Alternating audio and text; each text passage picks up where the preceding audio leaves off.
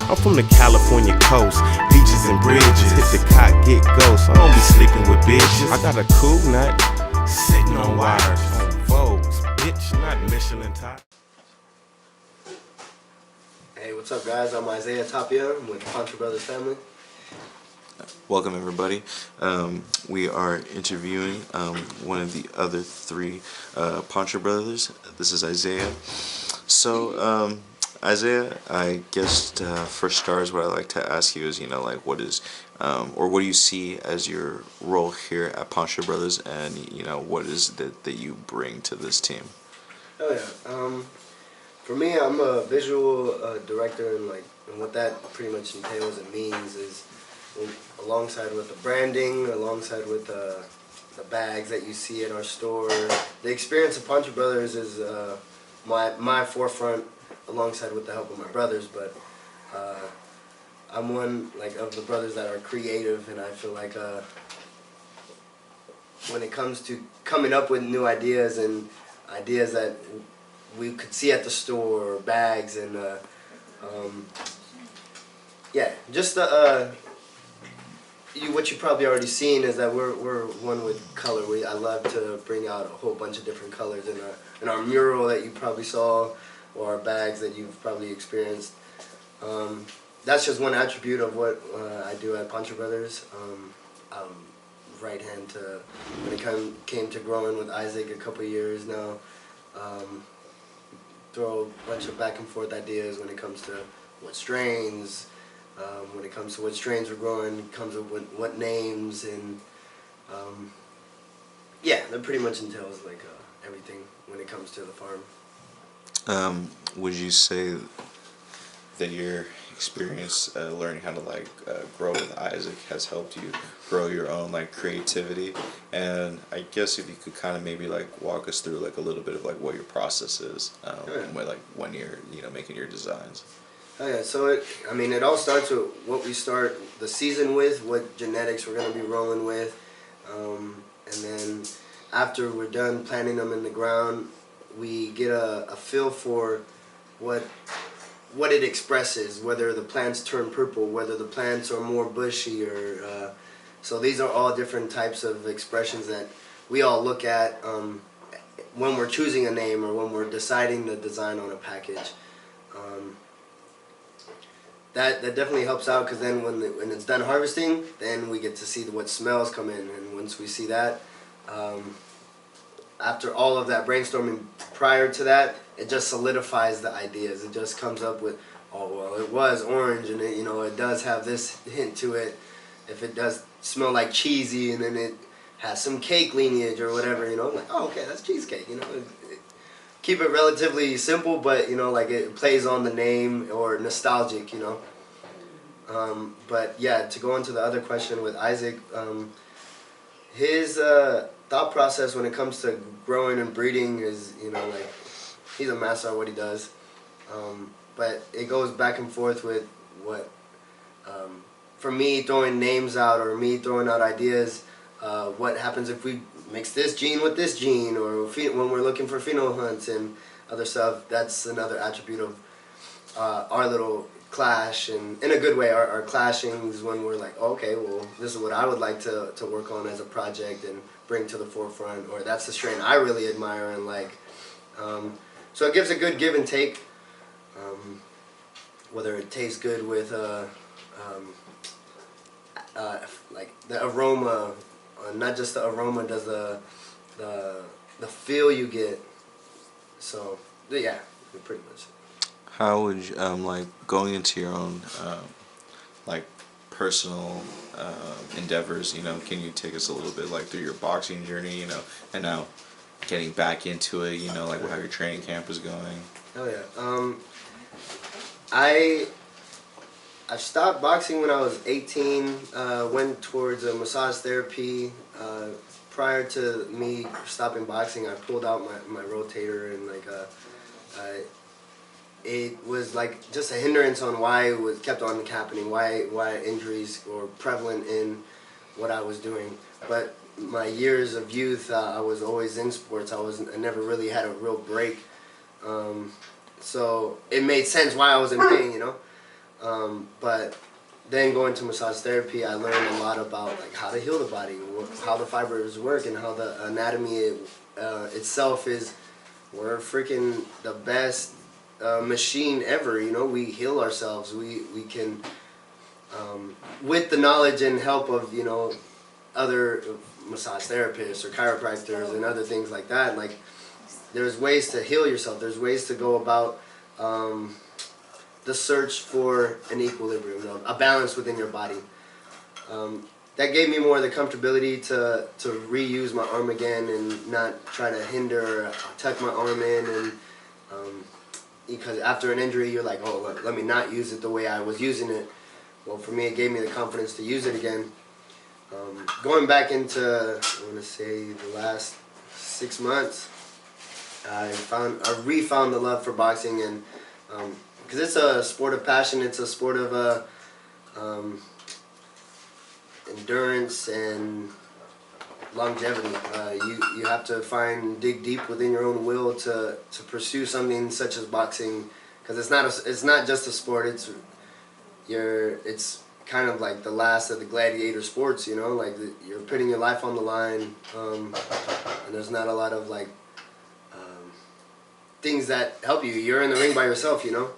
So for me, that's what I also liked about it. It shows you who you are in split seconds. It helps you think under pressure. When you're in a fight or sparring or anything, when it comes to boxing, you have to think in split seconds. It's kind of like the absence of thinking, because the more you think, the more you're getting hit, and the more you're getting hit, the more you're now frustrated and can't respond. So that teaching, taking that out of boxing, placing it in real life, sometimes thinking can be your hindrance, and it's not. You don't always have to know exactly the path you're on, but as long as you're pursuing and pushing towards a goal or something you love to do, that's what I felt like is drawing me back to boxing. Because for me, on my life's endeavors, I've come across this theory of I can't be a great swordsman without knowing the ways of the pen. So me being as creative as I am, I can't push the creativity without pushing my body, and I can't push my body without knowing how to push my mind. So for me, the two is a duality, and it comes hand in hand to where I see myself, because I also write in books. So I haven't finished one yet, but I have tons of ideas. I have hundreds of dreams that I can write, and it just comes like that. But go back to my point, for me it's like without the discipline of my body and pushing through that, my mind wants to wander free. So it helps me stay disciplined alongside with my brothers and parents. What do you find yourself doing, because you're mainly down in the Bay Area, correct? Yeah. Doing your training. So when you're not with your brothers, what do you find yourself doing, in your free time? Where do you feel yourself drawn to the most?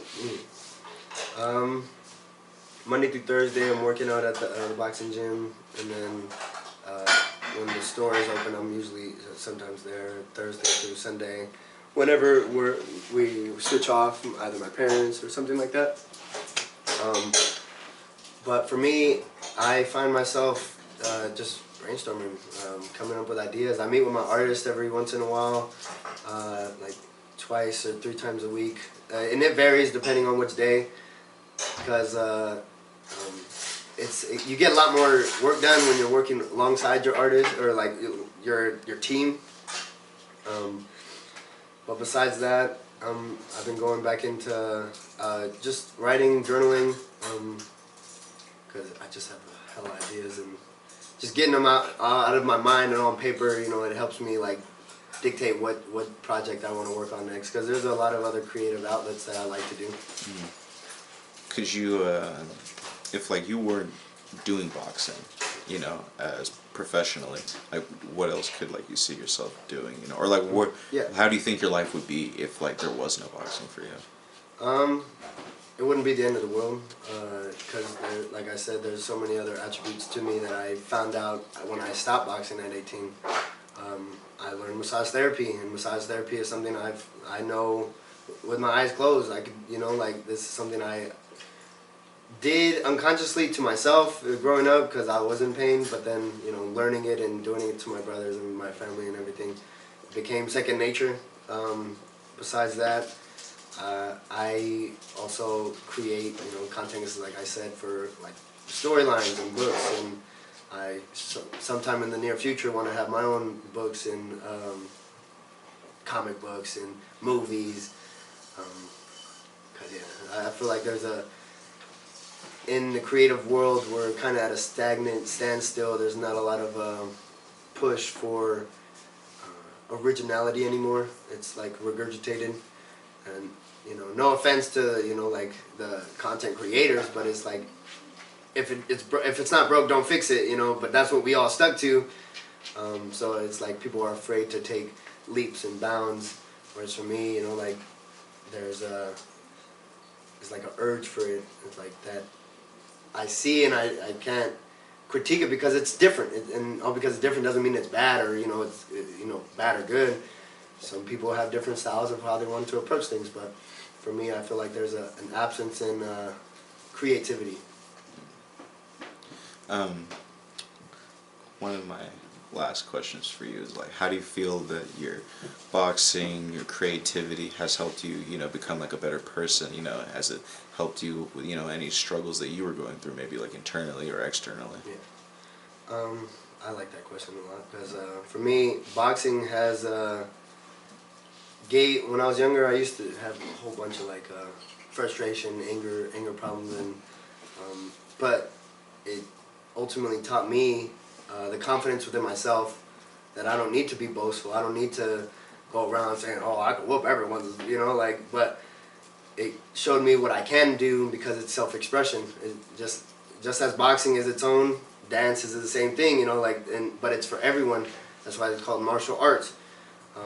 So it shows you a different way of how to express yourself freely without the hindrance of, oh, I'm stiff in this spot. This is why you would practice. This is why it's like that discipline does come in, because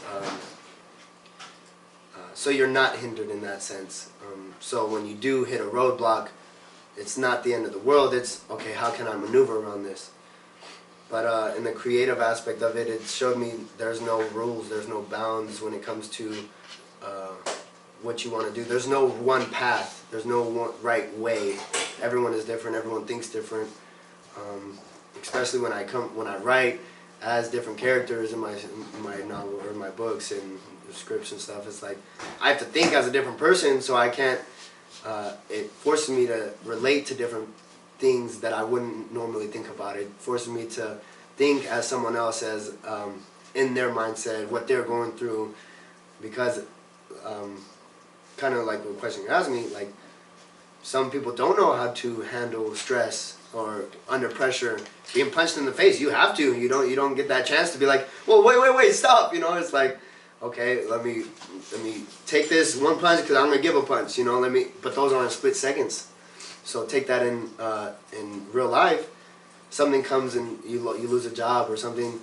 Let that not be the end of the world, but a resolution to another solution.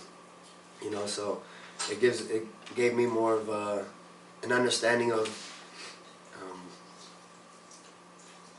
kind of like the saying of Bruce Lee. Everyone's taught or wants to succeed, but no one teaches you how to fail. No one teaches you how to lose. And losing is an art as well, because you can't take a loss and expect to be the same person. But when you win, you can be the same person and keep on being that same person until you do hit that pinnacle point, lose everything. You can lose, but you can take it as an experience. You can take it as a different avenue of what just occurred. It's a different mindset.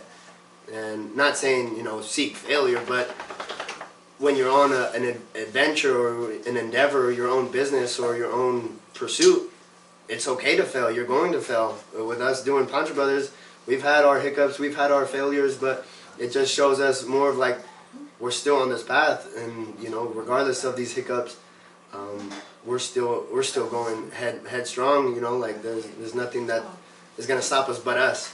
So let us not, you know, like get down to this rut of being like, oh, down on ourselves. I'm too hard on myself, because it does get to that point. But being surrounded by a tribe, you know, it's like, dude, you know, you can't help that situation. You know, like, so don't beat yourself up. Don't kick a dead horse. You know, it's already down.